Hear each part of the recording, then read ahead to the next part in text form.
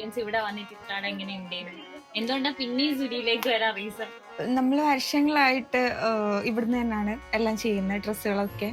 അപ്പോൾ ഇവളുടെ ആയാലും എനിക്ക് തലേദിവസം പറഞ്ഞാൽ പോലും എനിക്ക് പിറ്റേ ദിവസത്തേക്ക് സാധനം കിട്ടാറുണ്ട്. ഓണത്തിനായാലും ഒരു സെറ്റ് പാവാടയും കാര്യങ്ങളൊക്കെ ഇവളുടെ അളവ് ശരിയല്ലാത്തതുകൊണ്ട് ഞാൻ ഷെബിബയെ കോണ്ടാക്ട് ചെയ്തപ്പം എനിക്ക് പിറ്റേ ദിവസത്തേക്ക് ആ സാധനം കിട്ടിയിട്ടുണ്ടായിരുന്നു.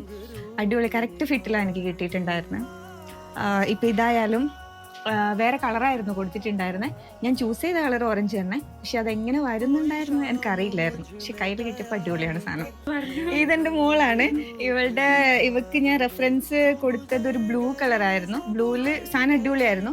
പക്ഷെ ഞങ്ങള് പെരുന്നാളിന് ഒരേ കളർ ഇടണം എന്നുള്ളത് കൊണ്ട് ഞാൻ ഓറഞ്ചിലോട്ട് മാറ്റിയതാണിത്.